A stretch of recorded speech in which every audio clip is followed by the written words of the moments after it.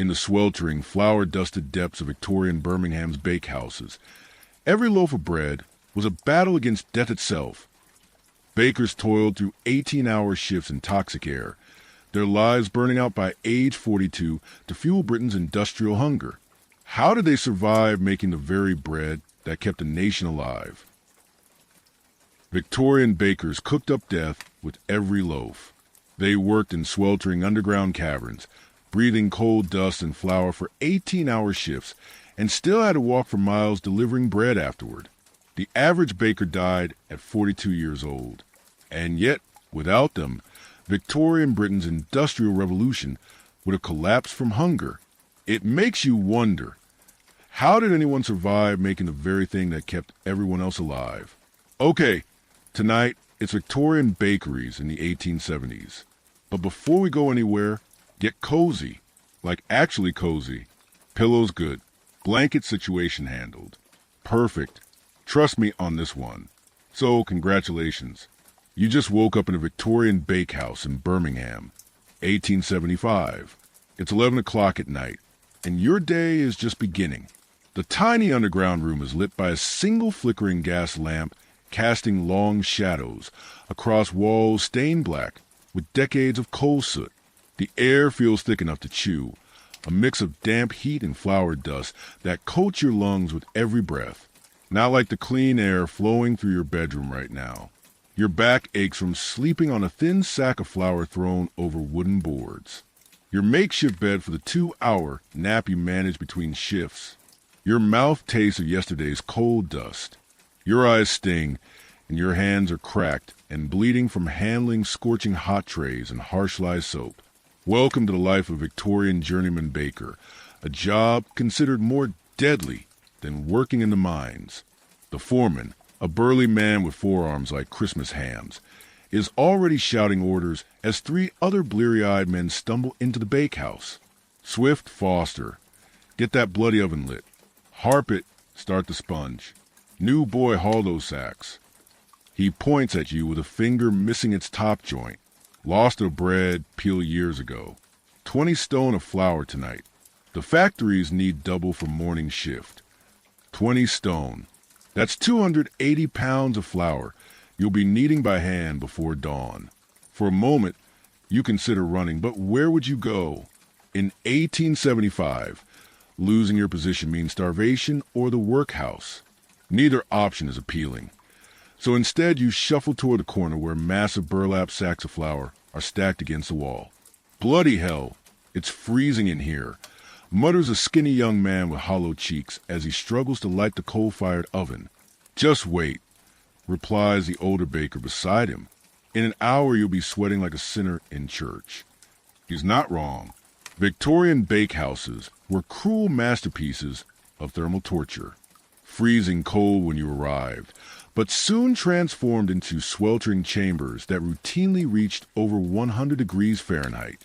The coal-fired ovens radiated heat into spaces with no ventilation, creating conditions that would violate every modern workplace safety law. Move it. The foreman cracks a towel near your ear. Those sacks won't walk themselves. You heave the first sack onto your shoulder, knees buckling under the weight. It feels like carrying a small child, a very dense, very heavy small child made of finely milled wheat. The rough burlap scratches your neck as you stagger across the room and drop it beside the massive wooden kneading trough. Flour puffs up in a cloud, settling on your face and hair. By morning, you look like you've aged 50 years, dusted white like some ghoulish specter. The skinny baker, you learn his name is Duncan, has managed to get the fire roaring. The orange glow illuminates his face, showing eyes red-rimmed from lack of sleep and the perpetual flour dust. He's maybe 25, but looks 40. How long you been baking? He asks, not looking away from flames. 3 months, you reply, returning for another sack. Won't make it to Christmas, he says flatly. Most don't. He wasn't being cruel, just stating facts. The statistics were brutal. In the 1870s, a baker's average life expectancy was just 42 years if they survived apprenticeship. Lung diseases from flour dust, burns, Physical exhaustion and injuries from heavy lifting took a devastating toll. The combination of sleep deprivation and dangerous equipment created a recipe for disaster that claimed countless lives. Right, you lazy bastards, the foreman claps his hands. Sponge needs starting now if we're to meet morning deliveries. The sponge was the first stage in bread making, a mixture of flour, water, and yeast left to ferment before being made into dough. In better bakeries, the foreman would have come in earlier to set this up. In this Birmingham bakehouse, like most urban establishments, cutting corners was standard practice.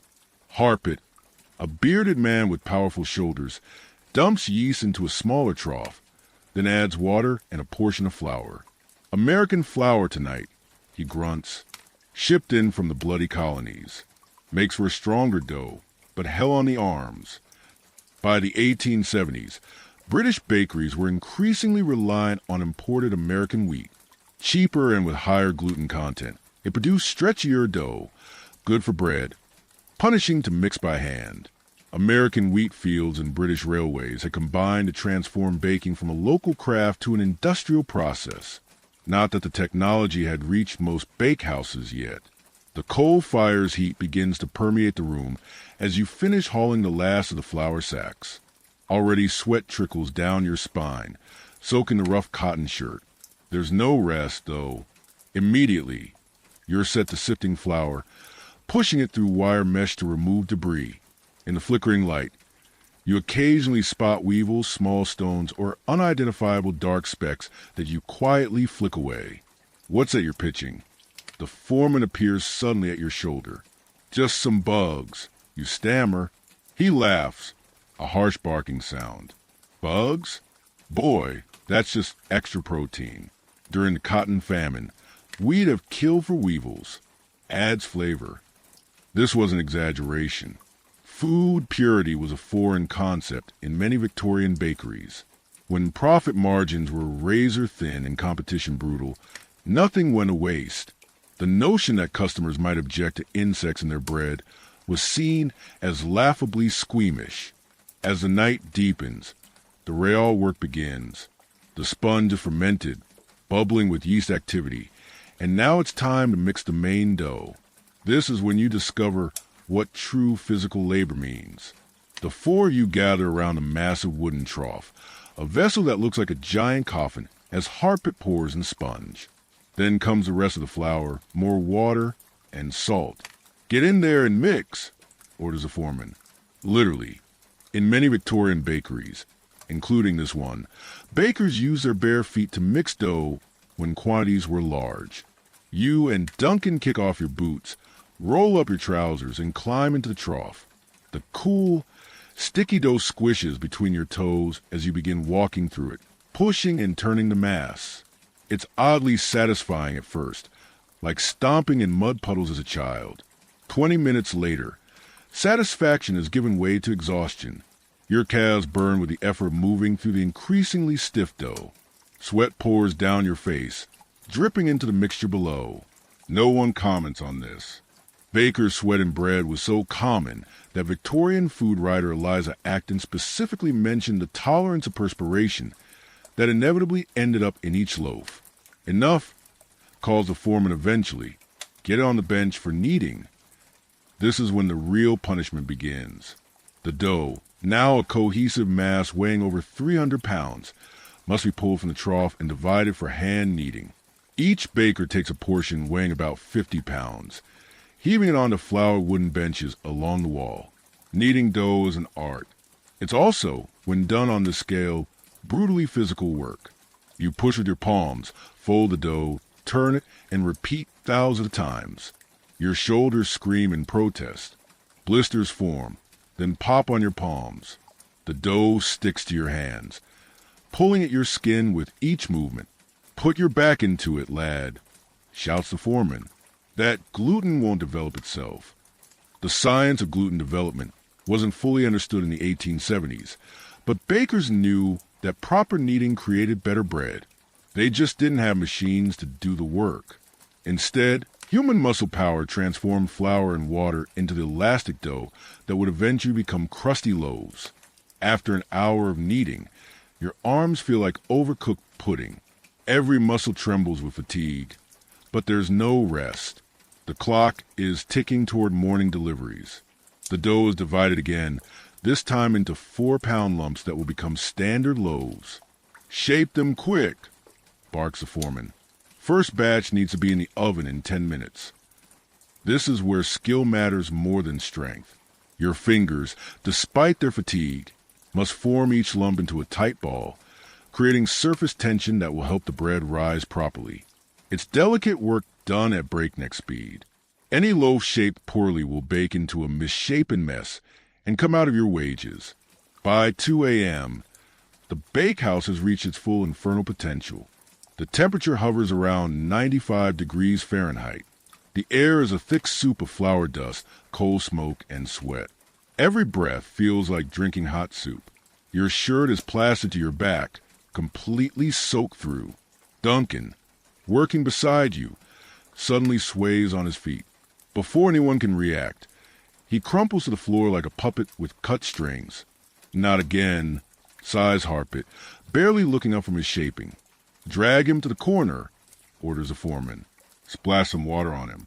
We can't fall behind." This wasn't uncommon. Heat exhaustion and fainting were regular occurrences in Victorian bakehouses. With no ventilation, workers frequently collapsed from the combination of heat, exertion, and the carbon monoxide from coal fires. Some never woke up. You help move Duncan to a slightly cooler corner, where a splash of water from a bucket brings him around. His eyes flutter open, unfocused at first. "How long was I out?" he mumbles. 2 minutes, replies Harpit. New record for staying on your feet, though. Made it till 2 this time. Duncan staggers upright, still wobbly. Can't afford to rest. Got a sister and her kids depending on me. The brutal economics of Victorian baking meant there was no sick leave, no workers' compensation. If you didn't work, you didn't get paid. And in the 1870s, a baker's weekly wage of perhaps 20 shillings was barely enough to keep a family fed. Missing even a single shift could mean hunger. Back at the shaping bench, the first batches of dough have risen enough to go into the oven. This brings a new danger. The massive wooden peel, a flat shovel-like tool used to place loaves in a blazing hot oven. "Watch yourself," warns Harpet as the foreman slides the first batch in. Old Bill lost 3 fingers on that peel last year, crushed them between the handle and the oven arch. Workplace accidents were so common in Victorian bakeries that most workers bore scars or missing digits. With no safety regulations and exhausted workers handling dangerous equipment in poorly lit conditions, injuries were inevitable. Burns from a 500-degree oven were particularly common and could easily become infected in the unsanitary conditions. By 3 a.m., the first loaves are coming out of the oven. Crusty, golden brown oblongs that release a tantalizing aroma as they're stacked on cooling racks. The smell momentarily makes your exhaustion worthwhile. There's something primal and satisfying about transforming simple ingredients into food. "Don't get too attached," says Harpet, noticing your admiration. "These ain't for folk like us. Factory workers get these. 6 pence a loaf." He's right, though. You're making the staff of life, but as a baker in 1870s Birmingham, you could barely afford to buy what you produced. Most bakers lived on damaged loaves, stale returns, or the cheapest brown bread, ironically healthier than the white bread prized by wealthy Victorians, though no one knew it then. The night grinds on. Batch after batch is shaped, risen, baked, and cooled. Your world narrows to a cycle of burning heat, aching muscles, and the endless demands of the clock. There's no conversation now. Everyone is too exhausted to speak. Communication happens in grunts and gestures. Around 4 a.m., the foreman announces a brief rest while the final batch proves. 20 minutes, he says. Not a second more. This is the baker's pitch, a short sleep taken on whatever surface is available. You collapse onto a pile of empty flour sacks thrown over the kneading trough, not caring about the hardwood beneath. Duncan and Harpet do the same, falling asleep almost instantly. The foreman remains awake, watching the clock with bloodshot eyes. Sleep comes like a hammer blow, deep and instant. Your dreams are confused, falling into vast troughs of dough, suffocating under mountains of flour. It feels like you've barely closed your eyes when rough hands shake you awake. Up, final batch needs loading. Your body screams in protest as you force yourself upright. Every joint feels filled with ground glass.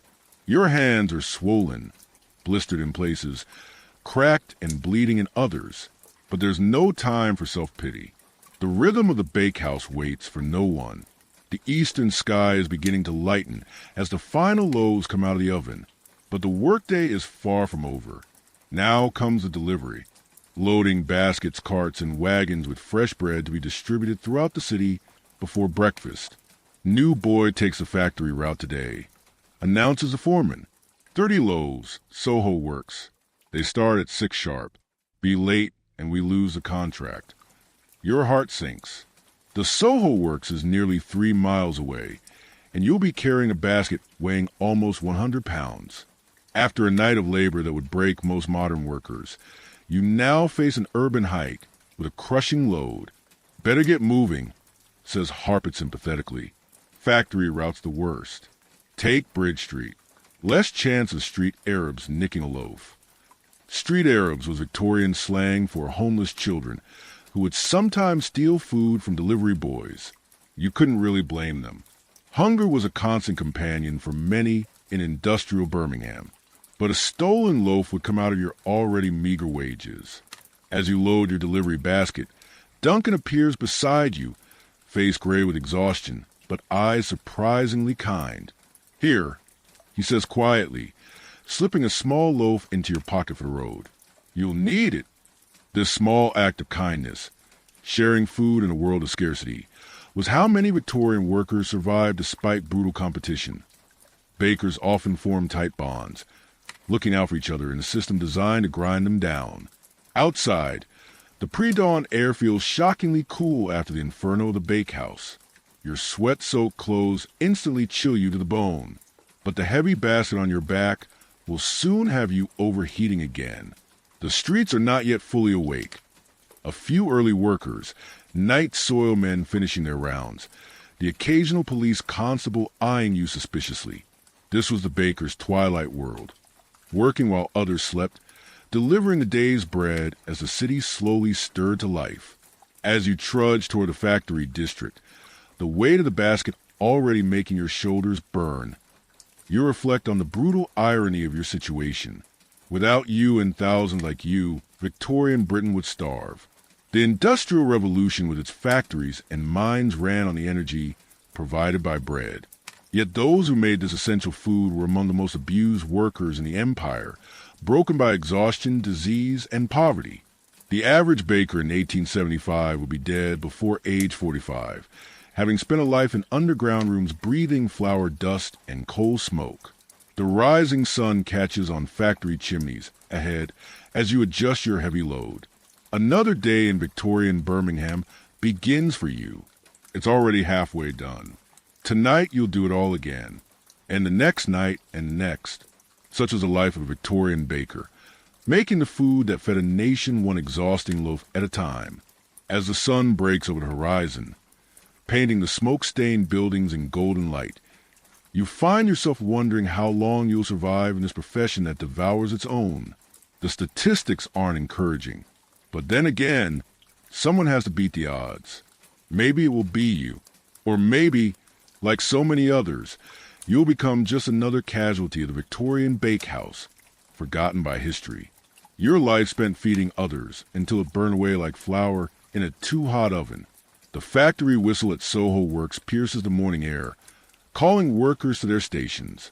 You quicken your pace despite screaming muscles. Bread must be delivered. The great machine of industrial Britain must be fed. And tomorrow it all begins again in the sweltering, flour-dusted darkness of 11 p.m. The workers at Soho Works swarm around you like hungry ants as you set down your basket of bread. 30 men in soot-stained clothes, their faces already streaked with factory grime, despite the early hour, hands outstretched with coins.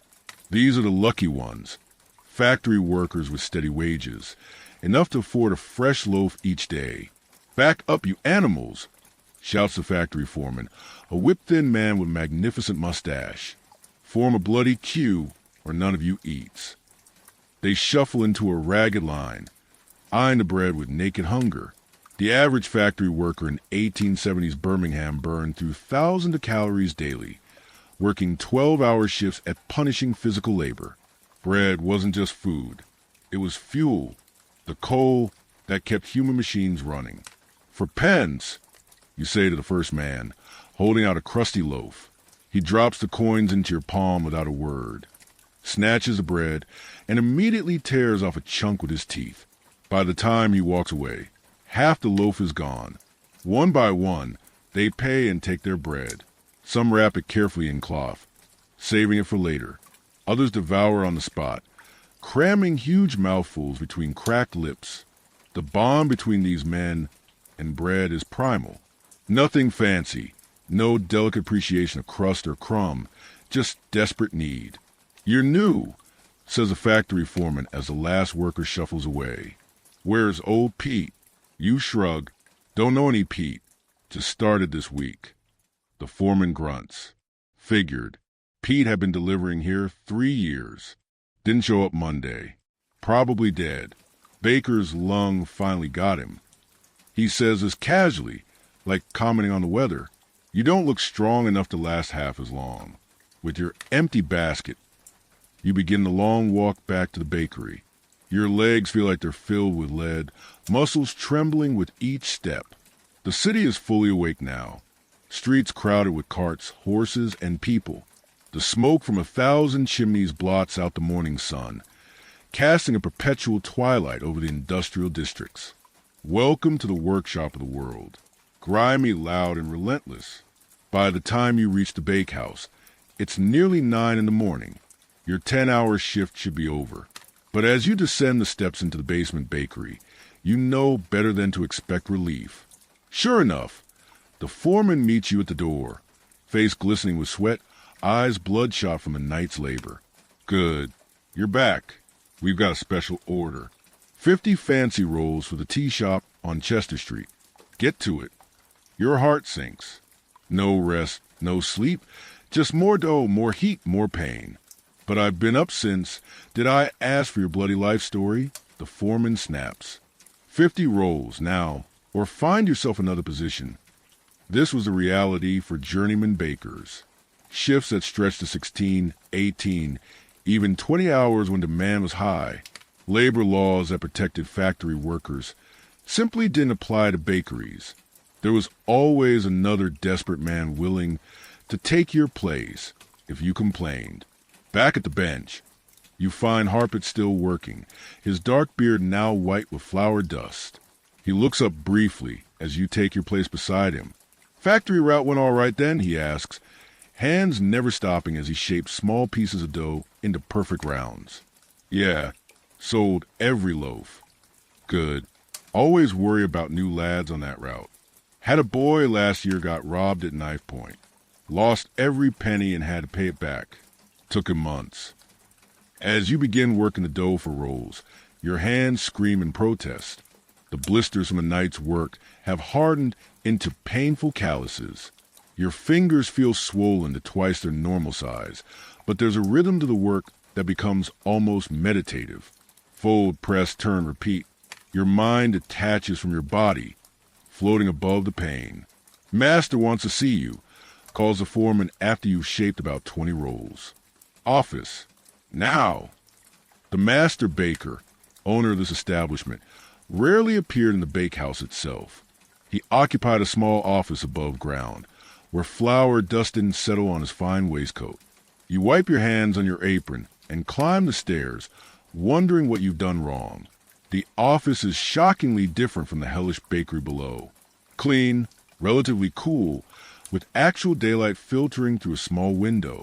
The master sits behind a desk, a corpulent man with mutton chop whiskers and a watch chain stretched tight across his ample belly. Next to him stands a thin, nervous-looking man clutching a leather case. "This the new one?" asks the master, barely looking at you. "Yes, sir. You reply, awkwardly touching your forelock in expected gesture of deference. Good. Listen carefully, boy. Mr. Parsons here is our supplier of quality improvers. You'll be working with him today. Special batch. The master's eyes finally meet yours, hard as flint. And I don't need to tell you that what happens in my bakehouse stays in my bakehouse. Understood. A chill runs down your spine, despite the perpetual heat of the building.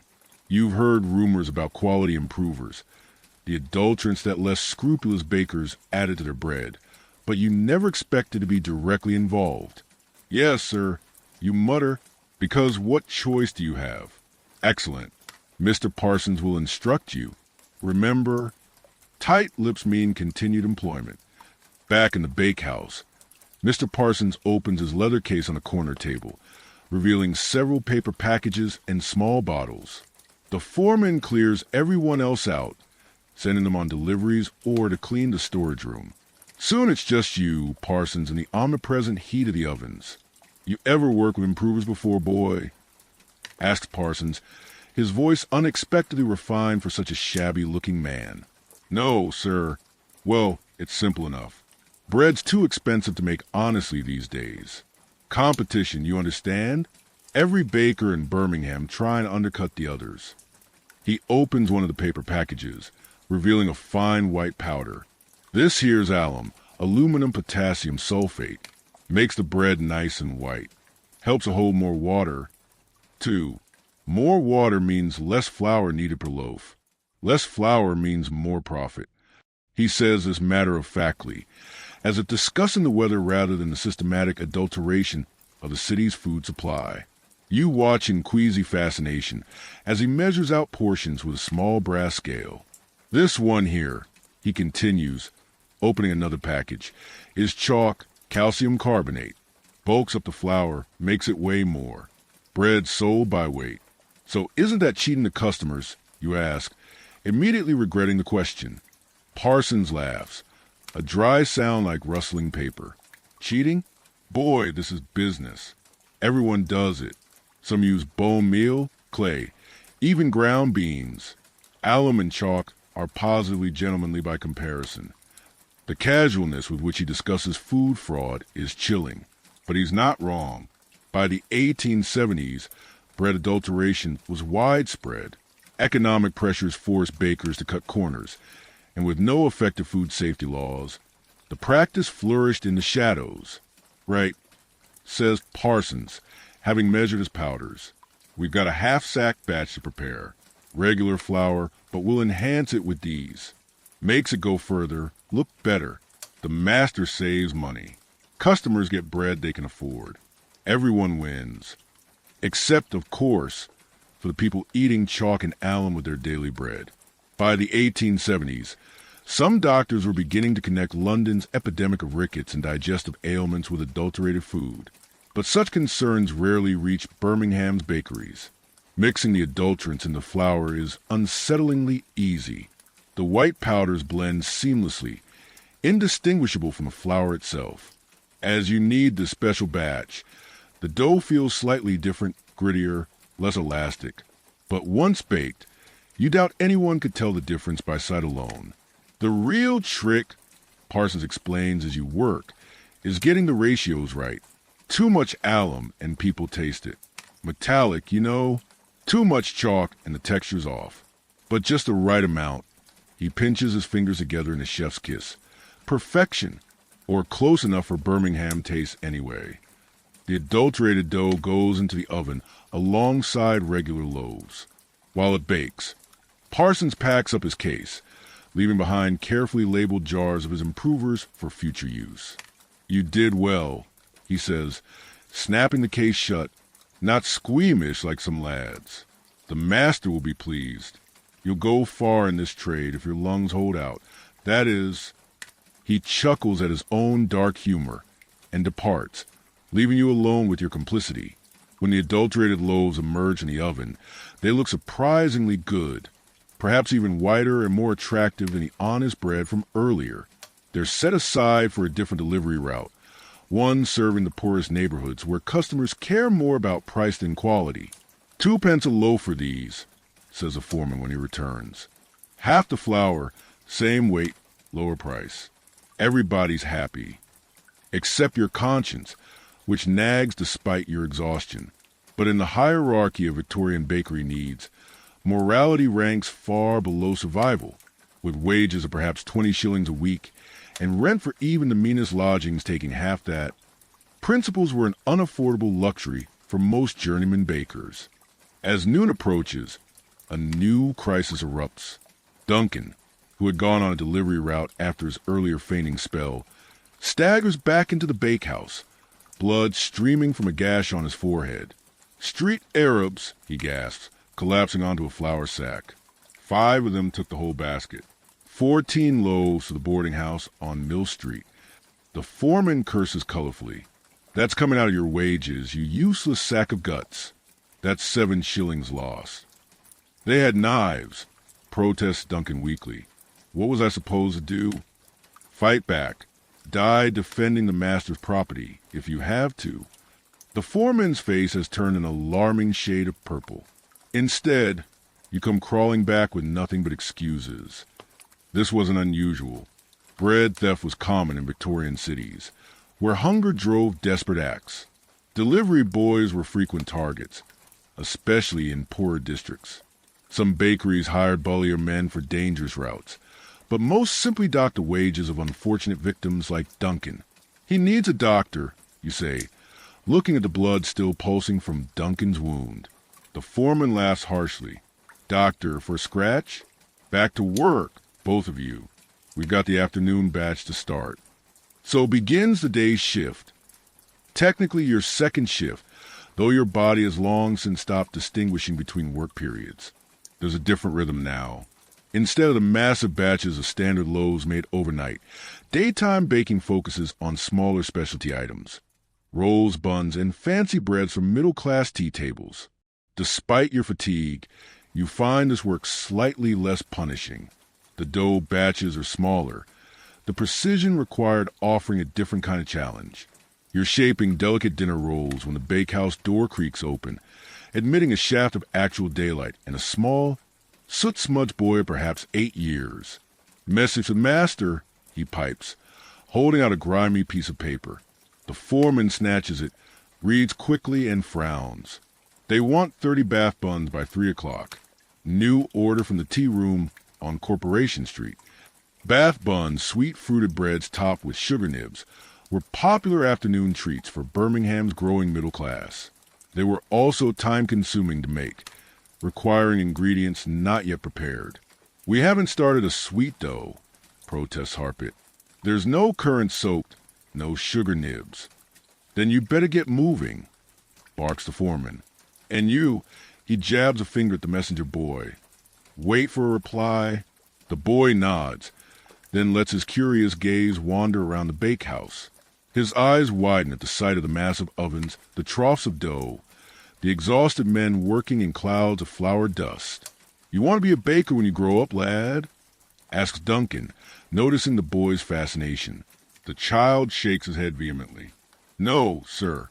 Dad says bakers all die young with rotten lungs. I'm going to be a chimney sweep." A burst of laughter erupts from the tired bakers. The irony of considering chimney sweeping a healthier alternative isn't lost on them. Yet, in some ways, the boy wasn't wrong. Chimney sweeps, for all their hardships, at least worked in the open-air part of time. Bakers spent their lives underground, breathing a toxic mix of flour dust and coal smoke. "Smart lad," wheezes Harpit, still chuckling as he begins measuring ingredients of the bath buns. "Aim high, quite literally in your case." For the next hour, the bakehouse is a flurry of activity. Sweet dough is mixed. Currants are hastily soaked. Sugar nibs are crushed for topping. Despite your fatigue, there's something satisfying about creating these more elaborate treats, actual baking rather than the industrial bread production of a night shift.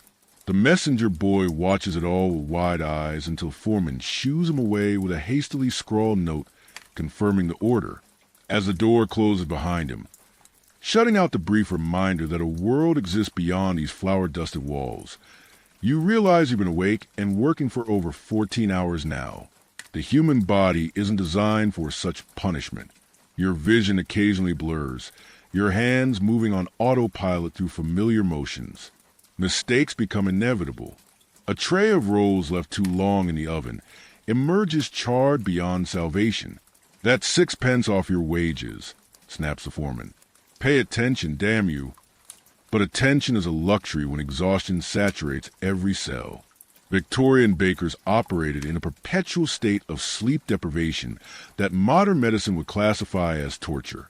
The resulting accidents, burns, and injuries were considered simply part of the trade. By mid-afternoon, the bath buns are finished, golden brown, studded with currants and topped with crunchy sugar nibs. They look and smell delicious, a cruel contrast to your own gnawing hunger. You haven't eaten since Duncan slipped you that small loaf hours ago. The foreman points at you. Delivery to Corporation Street. Don't dawdle. And don't let anyone rob you. Not in that neighborhood, anyway. It's all toffs and shop girls. The prospect of leaving the bakehouse, even briefly, feels like a reprieve. You carefully pack the still warm buns into a clean delivery basket and head up the stairs into the world of the living. Outside, the summer sun is high, beating down on Birmingham's smoke-stained buildings. The contrast between the infernal bakehouse and the ordinary street life is jarring. People go about their business.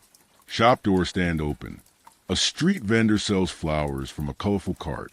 None of them know or care about the underground world that produces their daily bread. Corporation Street is one of Birmingham's better areas, lined with fashionable shops and tea rooms catering to the middle classes. The tea room that ordered the buns has large windows displaying dainty tables where women in elaborate dresses sip from porcelain cups. This is the other face of Victorian England.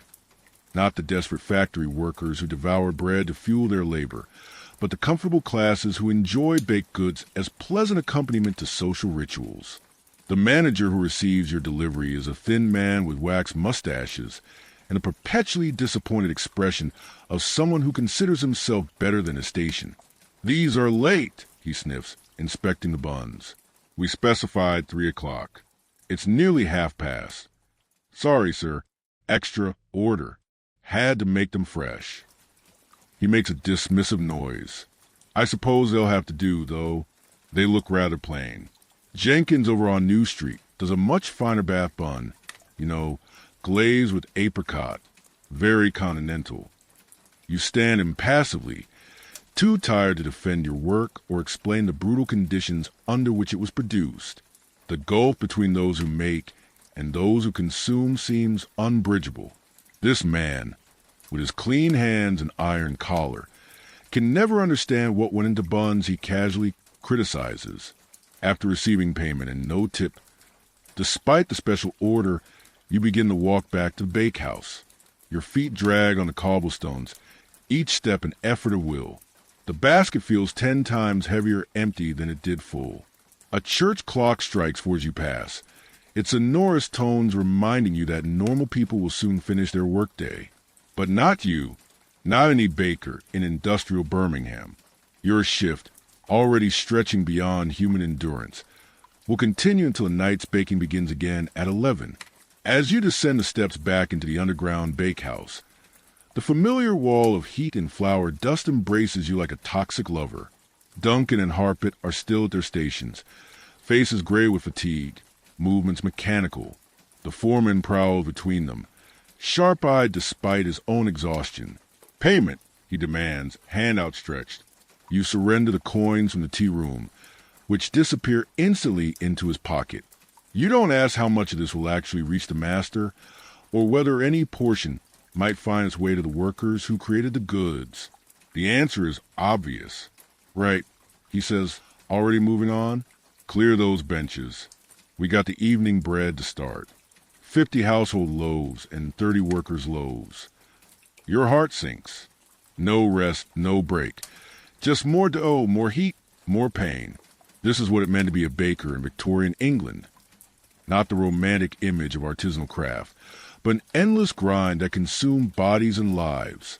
As you mechanically begin cleaning the workbenches, Scraping away dry dough and dusting with fresh flour, Harpet appears beside you. His normally stoic face shows concern. "You need to rest," he says quietly, glancing toward the foreman, who has momentarily stepped out. "You've been going since last night. Take 20 minutes in the storage room. I'll cover for you." This small kindness, the offer to risk his own position to let you rest, nearly breaks you. In a world designed to grind workers down, such moments of humanity were precious lifelines. The foreman will notice you protest weakly. Harpet shakes his head. "Not if I knock over the flour bin accidentally. He'll be too busy screaming at me to count heads." Before you can argue further, he moves with surprising quickness for an exhausted man, bumping hard into a sack of flour precariously balanced on the edge of a shelf. It crashes down, splitting open and sending a spectacular cloud of white dust across the bakehouse. The foreman's roar of rage is immediate. "You clumsy ox! That's 15 shillings of flour."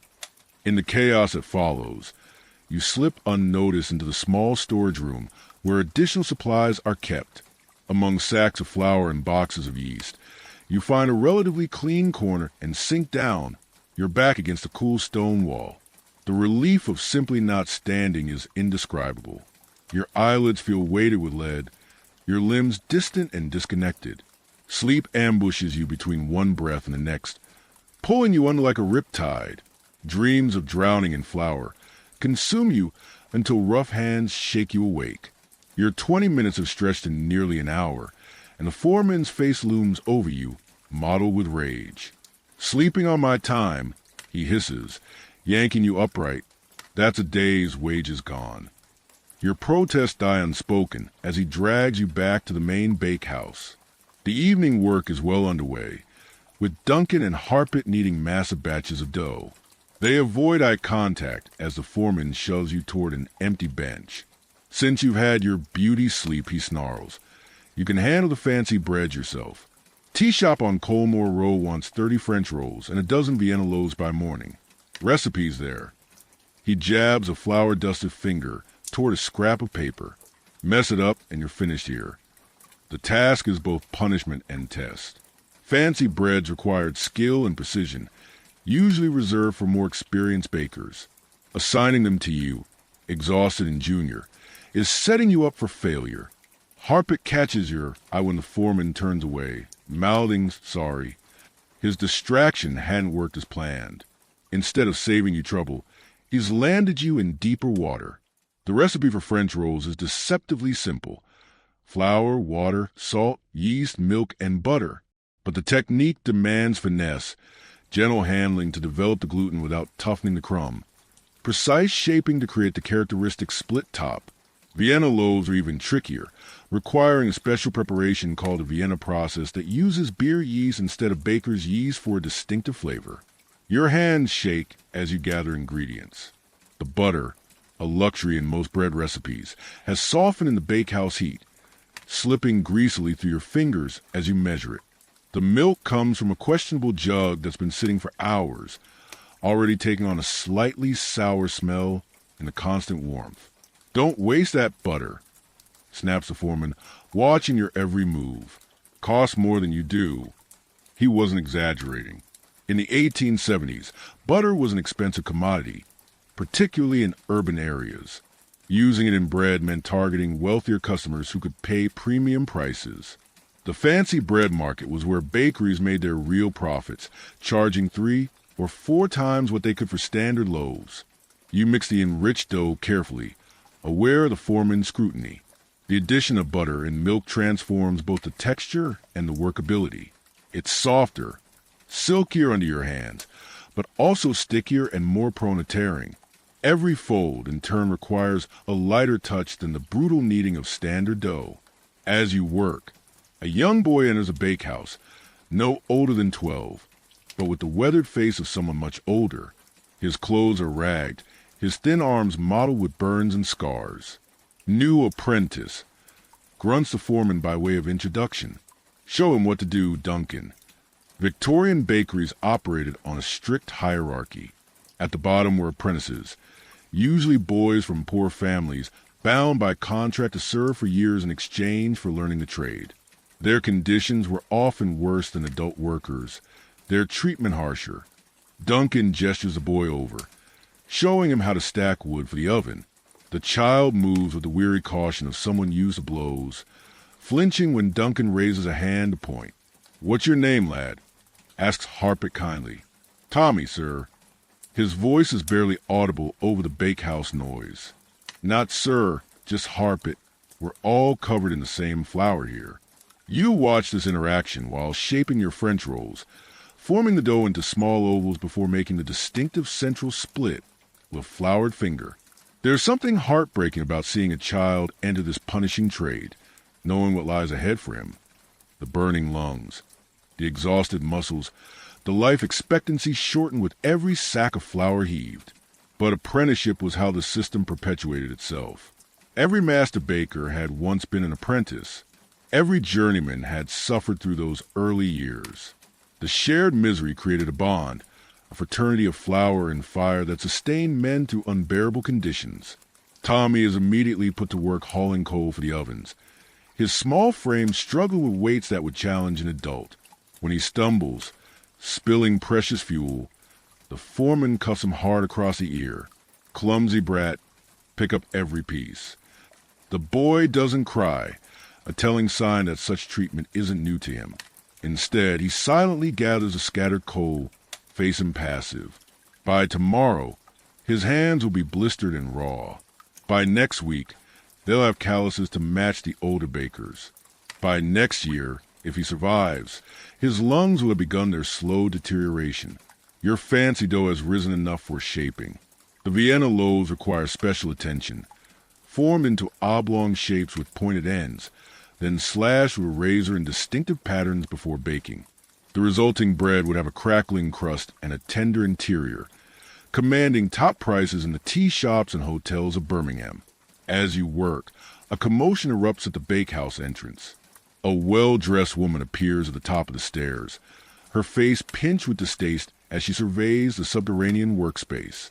Behind her stands the master baker, his usual pomposity deflated in her presence. "As you can see, Mrs. Harding, we maintain the highest standards," he says, gesturing expansively. "The finest ingredients, skilled craftsmen." The woman, clearly a potential customer of significance, descends 2 steps, then stops, overwhelmed by the heat and flour dust. "You actually prepare food in these conditions?" Her voice drips with genteel horror. "All bakeries operate similarly, madam. The underground location maintains optimal temperature for fermentation. The master is sweating now, and not just from the ovens. A wealthy client's disapproval could be disastrous." Mrs. Harding's gaze sweeps across the grimy walls, the coal-blackened ovens, the exhausted workers, and finally settles on young Tommy, his face streaked with coal dust as he struggles with the oven door. "You employ children in this inferno?" "Apprentices, madam," the master replies. "The traditional way of training. The boy is learning a valuable trade." Her lips thin to a bloodless line. "I think not, Mr. Barker. My hotel requires suppliers with more modern sensibilities. Good day." She turns and ascends the stairs, the master following with desperate placations. Her silk skirts disappear through the door, taking with her the promise of a lucrative contract. The master returns alone, face darkened with rage. His gaze falls on Tommy, still struggling with the oven. "You!" he snarls. "Your filthy appearance cost me the Grandview Hotel account. Get out of my sight." Tommy shrinks back, confusion and fear warring on his young face. "But sir, where should I? Did I ask for questions? Out!" The boy looks desperately toward Duncan, who steps forward with uncharacteristic boldness. "Master, the lad's contracted for 3 years. His parents were paid £5 for him. You can't just... Another word and you'll join him." The master's face has turned an alarming purple. "This is my bakehouse. I decide who works and who doesn't." Tommy backs toward the stairs, eyes wide with panic. Being dismissed means more than losing a position for a contracted apprentice. It could mean destitution, or even prison for breach of agreement. Many such boys had no homes to return to, their families having essentially sold them to the trade. Harpet moves subtly, slipping something into the boy's pocket as he passes, money perhaps, or food. A small mercy in a merciless situation. Tommy vanishes up the stairs, another casualty of the bakery business. The master storms out after him, leaving a wake of tense silence. The foreman, after ensuring his employer is truly gone, spits on the floor. Bloody high and mighty customers, he mutters. Want their fancy bread, but don't want to know how it's made. What do they expect? A bloody palace. It was a common hypocrisy of Victorian society, a desire for the products of industrial labor, without acknowledgement of the human cost. The same ladies who shuddered at bakehouse conditions happily consumed the bread, cakes, and pastries produced there, maintaining the fiction that their food appeared by some clean, magical process. Your Vienna loaves are ready for the oven now, risen to perfect plumpness, as you score the tops with a razor, creating the signature pattern that would identify them as premium products. You realize how different these are from the standard loaves produced for factory workers. These breads, with their butter, milk, and meticulous preparation, were destined for the breakfast tables of people who would never know your name, never imagine your working conditions, never connect their morning toast to your night of toil. The fancy bread goes into the oven under the foreman's critical eye. 12 minutes, not a second more, he instructs, and watch the color. They want golden, not brown. This precision was another aspect of class division in Victorian baking. Working-class bread was functional fuel, but middle and upper-class bread was expected to meet aesthetic standards. The perfect color, the right crust texture, the precise size and shape. Variations that would be ignored in a factory worker's loaf would render fancy bread unsaleable to wealthier customers. As your Vienna loaves bake, filling the bakehouse with a tantalizing aroma, the door opens again to admit a different kind of visitor. This woman wears no silk, no fashionable bonnet. Her practical dress and sturdy boots mark her as working class, but there's an authority in her bearing that commands attention. "Evening, gents," she says briskly. "I'm Mrs. Parker from the Bakers Association, here about union matters." The foreman steps forward, bristling. The master doesn't allow union talk in his bakehouse. The master isn't here, is he? She smiles thinly. And I'm not leaving until I've had my say. By the 1870s, labor activism was reaching even traditionally isolated trades like baking. The Operative Bakers Association had begun organizing workers, advocating for better conditions and regulated hours. They faced fierce resistance from bakery owners who saw unions as threats to their control and profit margins. Mrs. Parker sets a stack of pamphlets on a workbench, ignoring the foreman's glower. "Manchester bakers won a 60-hour week last month," she announces. "No more 18-hour shifts. No more sleeping on flour sacks. Proper breaks. Proper sleeping quarters." The men exchange glances, hope and skepticism mingling in their exhausted faces.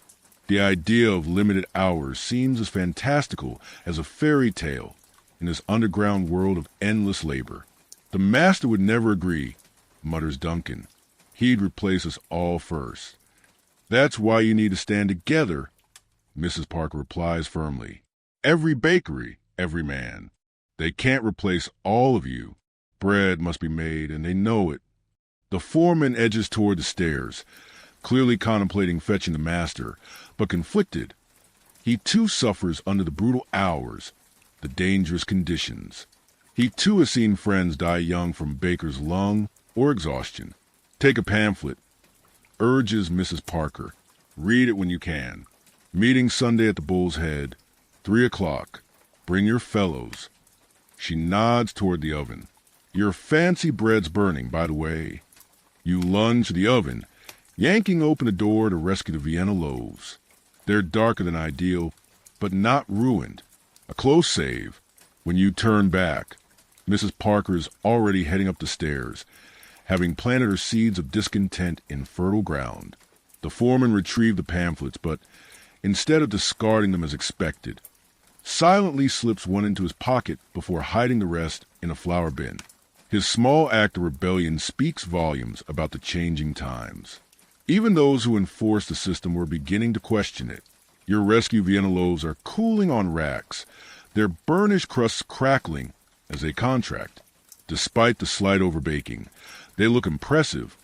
Artisanal creations that would fetch good prices in the tea shops and hotels. There's a pride in producing such bread, even amid the exploitation and exhaustion. Not bad, admits the foreman grudgingly, inspecting your work. French rolls next. And be quick about it. We're behind schedule with all these interruptions. The night deepens outside the bakehouse, though you'd never know it in this timeless underground world. Your body has moved beyond ordinary fatigue into a strange suspended state where exhaustion becomes almost hallucinatory. Your hands shape the French rolls automatically while your mind drifts in and out of awareness. You'll get used to it, says Duncan, noticing your struggle to stay alert. After a few months, you can work in your sleep. Literally. If I last that long, you mutter. You might, he replies. Got the right build for it. Not too heavy. It's the big fellows who drop first. Hearts give out. He gestures toward Harpit. He's been at it 15 years. One of the lucky ones.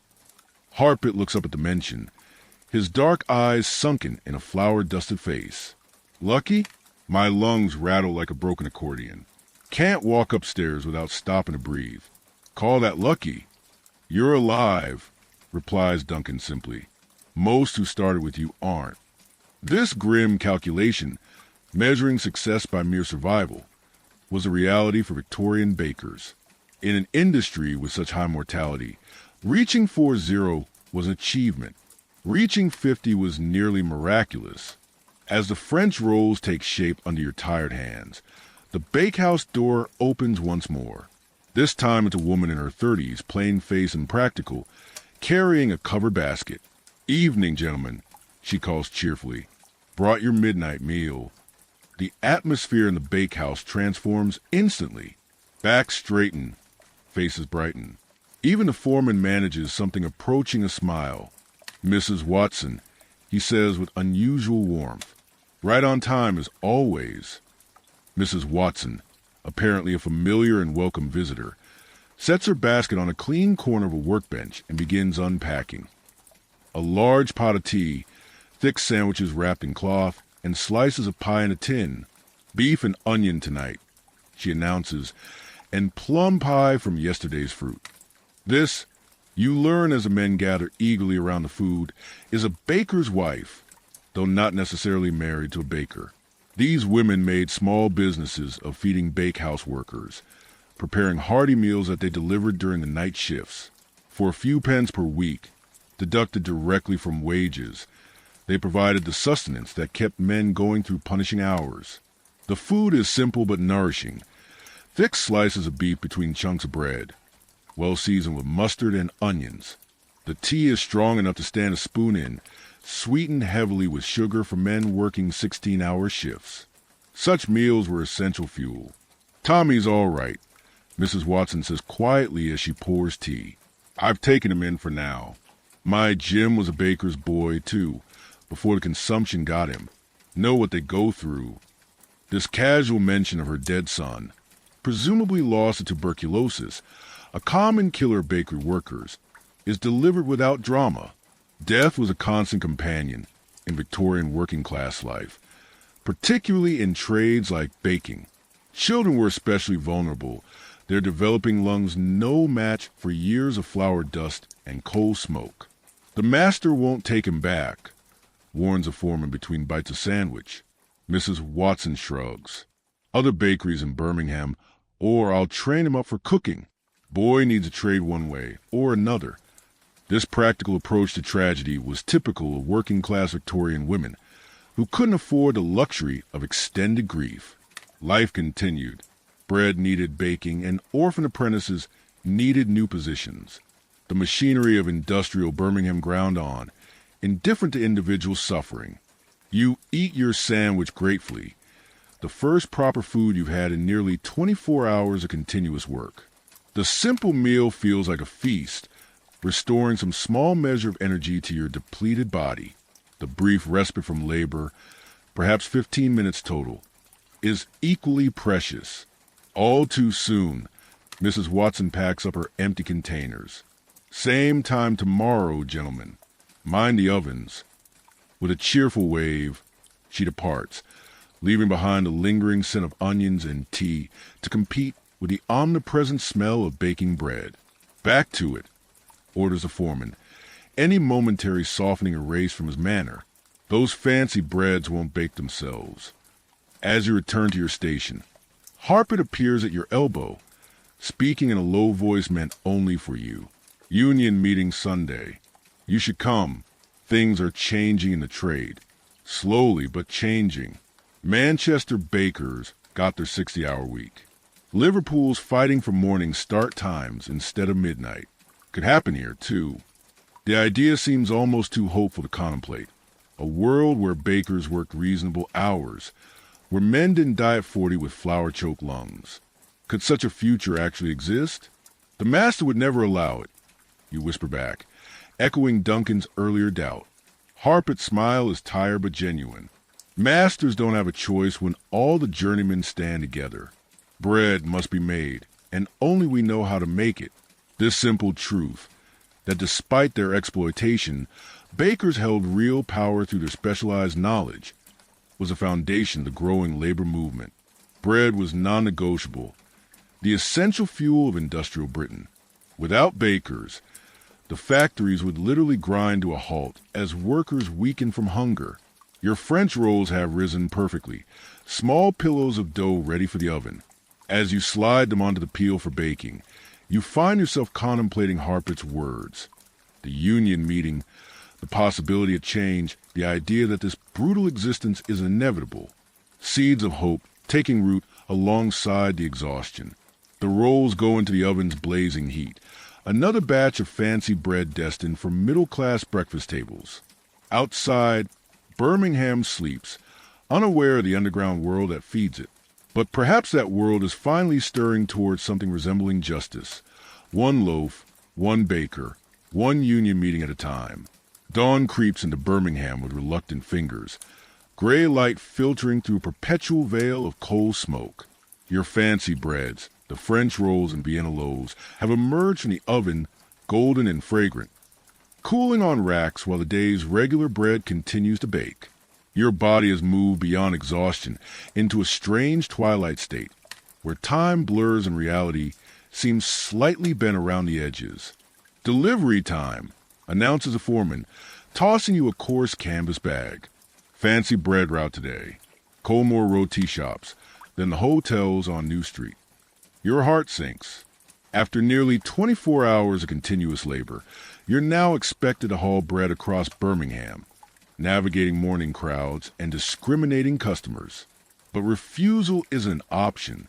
In the bakery hierarchy, delivery duty rotated among the junior workers, regardless of how long they'd been on shift. Take these with you, says Harpet quietly, slipping 2 small loaves into your bag when the foreman isn't looking. One for you, one for trading. You'll need it. This simple kindness, sharing food in a world of scarcity, was a working-class solidarity that kept people alive in Victorian cities. Bakers traded bread for other necessities, creating informal networks of mutual aid beneath the official economy.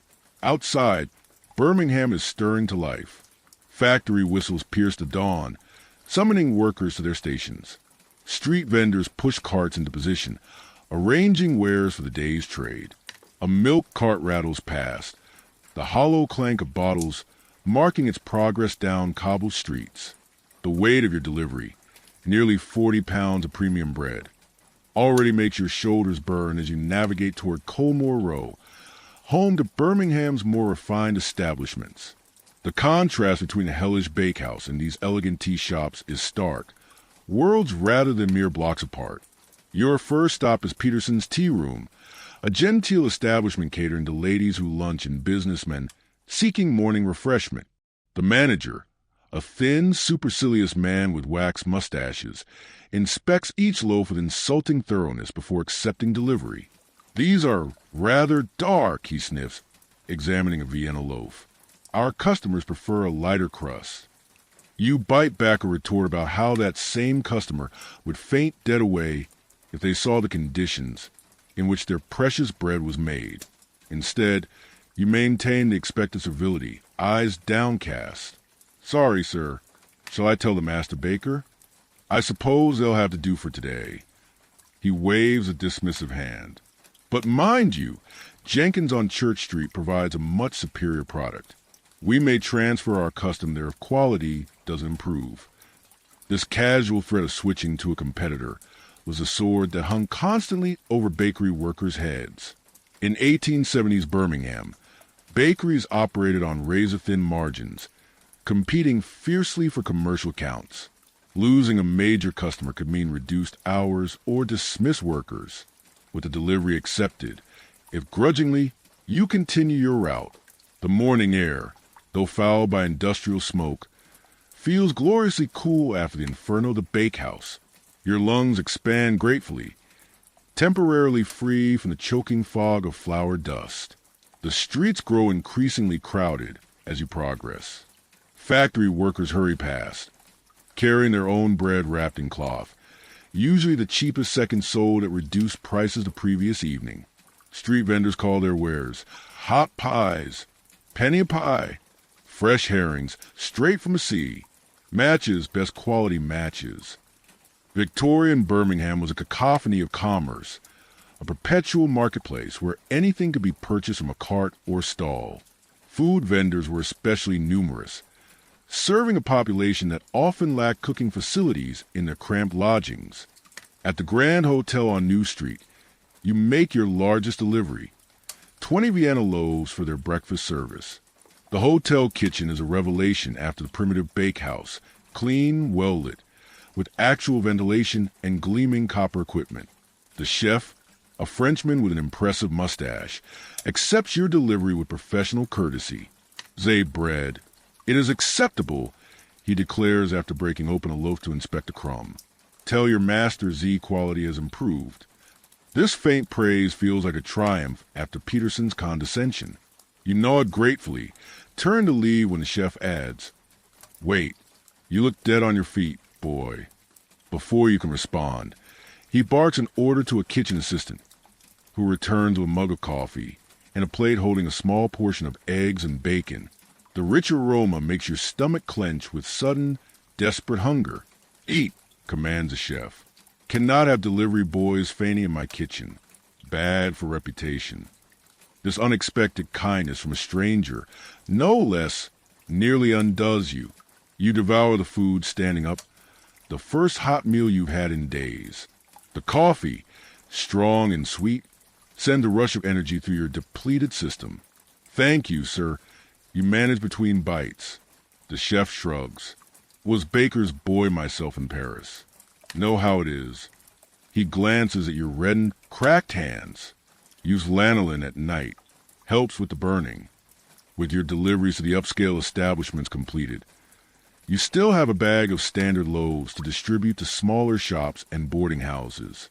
This route takes you through Birmingham's less salubrious districts, where elegant facades give way to crowded tenements and narrow, rubbish-strewn alleys. On Bull Street, you make a delivery to a small shop selling penny buns and tea to factory workers. The proprietress, a stout woman with capable hands and a no-nonsense manner, counts the loaves carefully. "Too short again," she notes. "That's the third time this month." "I deliver what they give me, Mrs. Higgins." You reply truthfully. She fixes you with a shrewd gaze. "And someone helps themselves along the way. I'll wager. Not blaming you, lad. Just tell your master, I pay for 12. I expect 12. Bread theft was a persistent problem, occurring at every stage from bakehouse to delivery. Sometimes it was other workers, sometimes street thieves, occasionally even the master bakers themselves, shorting deliveries to sell the extra elsewhere. In a world where bread was both staple food and valuable commodity, such theft was inevitable. As you continue your rounds, the social geography of Victorian Birmingham reveals itself through bread purchases. Wealthier households order individual loaves delivered directly to their kitchens, where servants transform them into dainty sandwiches and toast points. Middle-class families buy from respectable shops, choosing between white and second depending on their budget. Working-class customers crowd around street sellers or bakery back doors, purchasing day-old bread at reduced prices. At the very bottom of this bread hierarchy are the truly destitute, who gather behind bakeries at day's end, hoping for charitable distributions of unsold loaves. These bread lines were unofficial but ubiquitous in Victorian cities, a last defense against starvation for those who had fallen to the already threadbare social safety net. You witness one such gathering as you pass Simmons Bakery on your return route. A cluster of hollow-eyed women and children wait patiently near the back entrance, some clutching containers, others simply holding out bare hands. A baker's assistant appears with a tray of burnt or misshapen loaves, distributing them with mechanical efficiency. There's no conversation, no acknowledgement beyond the bare transaction. Bread given, bread received. The sight is sobering. For all the hardships of bakery work, at least you have guaranteed food. These people lack even that basic security, dependent on charity for their daily sustenance. Your delivery route nearly complete, you approach your final stop, a factory boarding house where workers rent beds by the shift, sharing rooms in rotation as day and night shift change. These establishments provided minimal accommodation for migrant workers who couldn't afford proper lodgings, often housing a dozen men in space meant for four. The boarding housekeeper, a formidable woman with arms like ham hocks, counts your delivery with suspicious precision.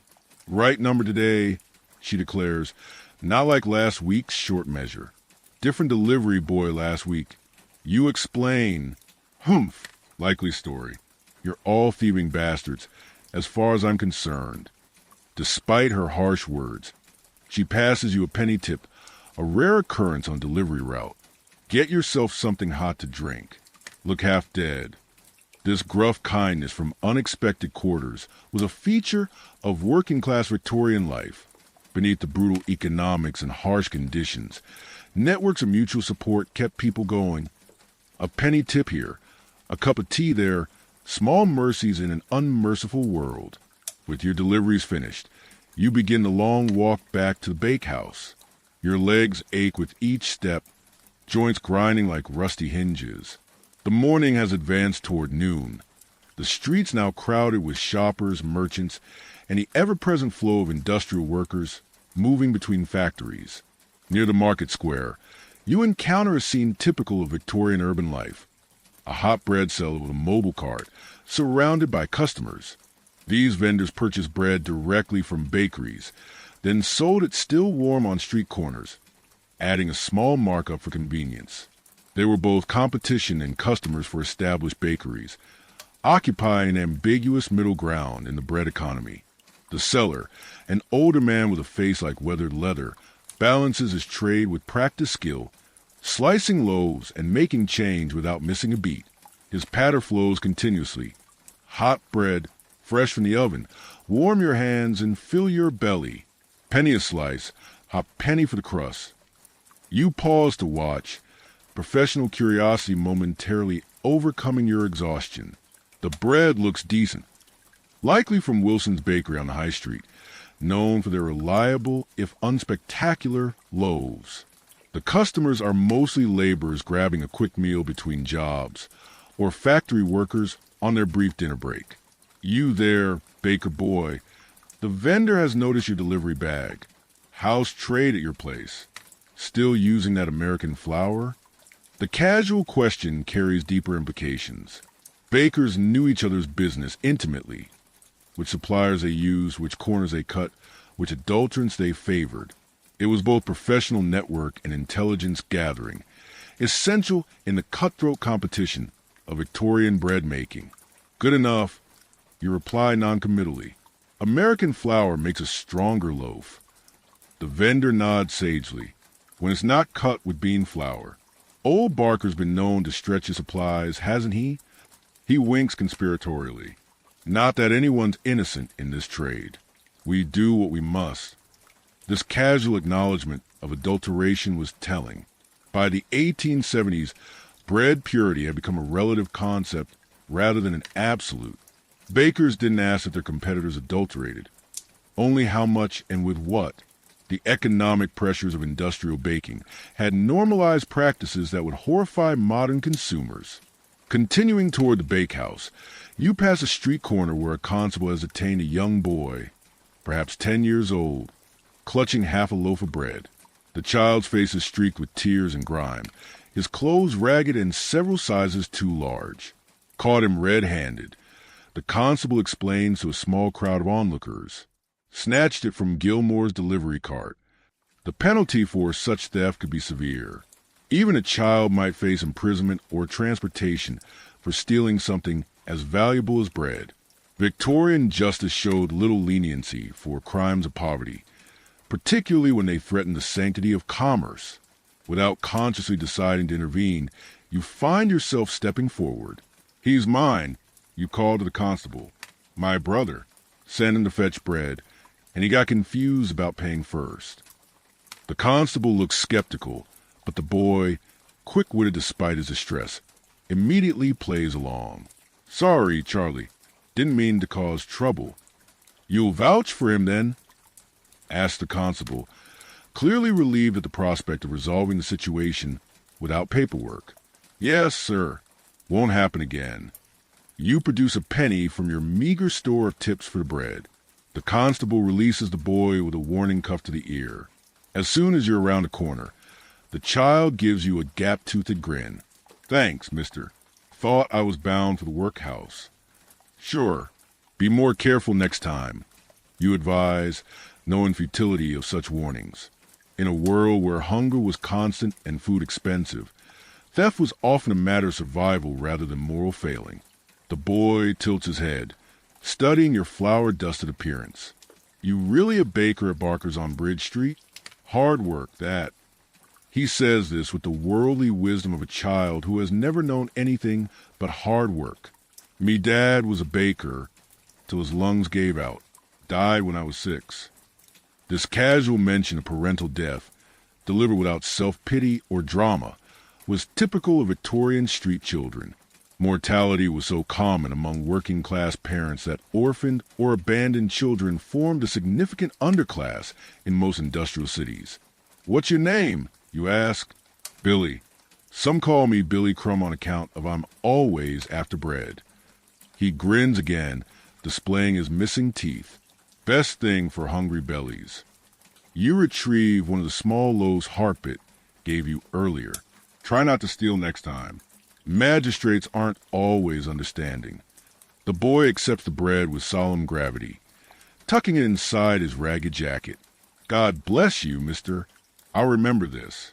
Such interactions, brief moments of humanity amid the grinding machinery of Victorian commerce, were the small victories that made urban life bearable. As Billy disappears into the warren of side streets, you feel a fleeting satisfaction that outweighs your bone-deep exhaustion. Back at the bakehouse, you descend once more into the underground world of flour and fire.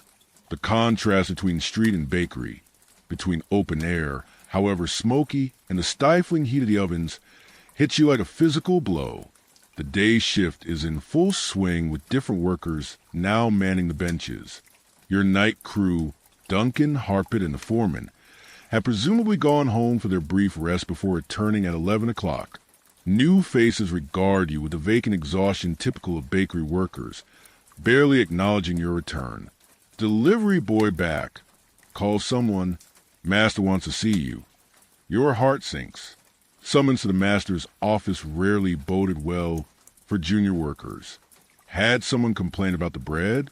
Had the boarding housekeeper reported you despite the correct count?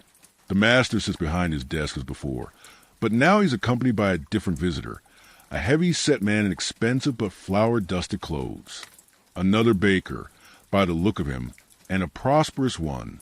This is Mr. Wilson, says your master, without preamble. He's short-handed at his New Street bakery and needs an experienced man. I've recommended you. The surprise must show on your face because the master adds impatiently. It's a step-up, boy. better wages, newer equipment. You'd be a fool to refuse. Mr. Wilson studies you with calculating eyes. My foreman says he saw you making deliveries. Says you're prompt, and the customers don't complain. That's rare enough in this trade. Thank you, sir. You manage mind racing. Is this good fortune or some kind of trick? Starts tonight, continues Wilson. 11 sharp, New Street Bakery, behind the post office. Know it. You nod, having passed the place on deliveries. It's larger than Barker's, with a proper shop front rather than just wholesale operations. The promotion, for it is clearly that, seems to have materialized from nowhere, only as you leave the office, officially released from Barker's employment. Do you realize the master's sudden generosity is likely about removing a potential troublemaker before union talk can spread through his bakehouse? Outside, in the momentary privacy of the street, you allow yourself a smile. Intended or not, the transfer feels like a victory. Recognition of your skills, better conditions, perhaps even slightly shorter hours. In the brutal economy of Victorian baking, such small improvements were worth celebrating. As you walk toward your lodgings and the few precious hours of sleep before your new position begins, Birmingham's industrial symphony continues around you. The clatter of carts, the hiss of steam, the perpetual background roar of commerce and production. Within this urban machine, bread remains the essential fuel, and you, one of the countless nameless workers who provide it. Your body aches with exhaustion. Your lungs burn from flour dust. Your hands are cracked and blistered. But you survive your first days as a Victorian baker, a trade that kills many before they've properly learned it. Whether you'll beat the odds and live past 40 remains to be seen. But for now, the simple fact of survival feels like achievement enough. Wilson's Bakery is a revelation. Located on New Street behind the post office, it occupies a building purpose-built for bread production rather than a converted cellar. The main bakehouse has actual windows, narrow and grime streaked, but allowing shafts of natural light to penetrate the flour-dusted air. The ceiling is high enough that workers don't need to stoop, and a crude ventilation system draws some of the worst heat and coal smoke up through metal ducts.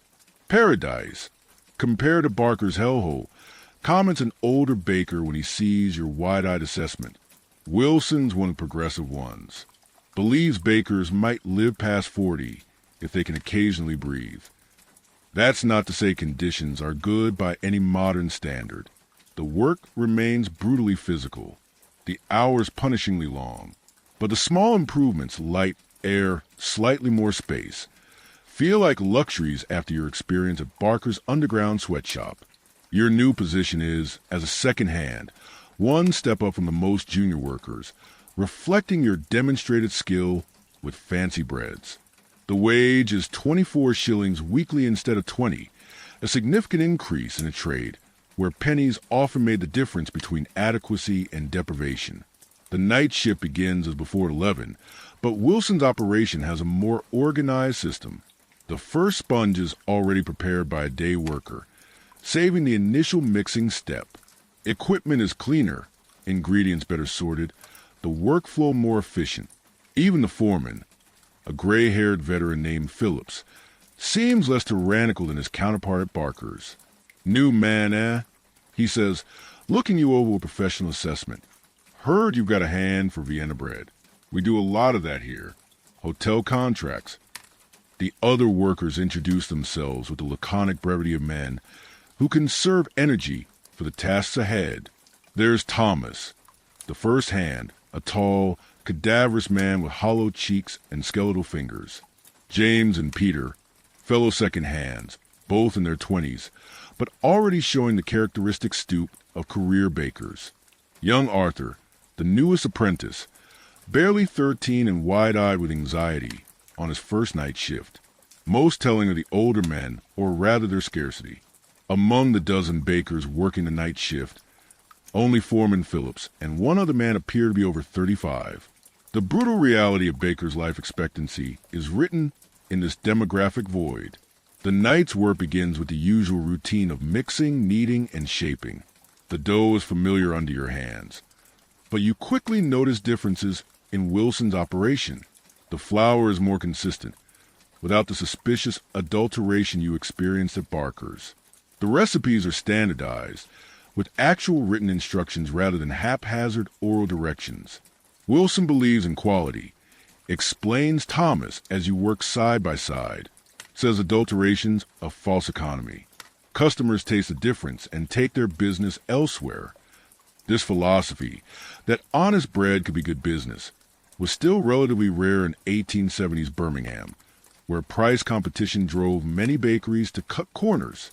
Wilson's approach represented an emerging counter-trend, particularly for establishments serving middle and upper-class customers who could afford to pay for purity. As the night progresses, you observe another difference at Wilson's. The men occasionally pause to rest, not long breaks, just moments to stretch aching backs or massage cramped hands. Such small mercies were unthinkable at Barker's, where constant motion was the only acceptable state. Around 3 o'clock in the morning, during one such brief pause, you notice Thomas discreetly pull a small tin from his pocket.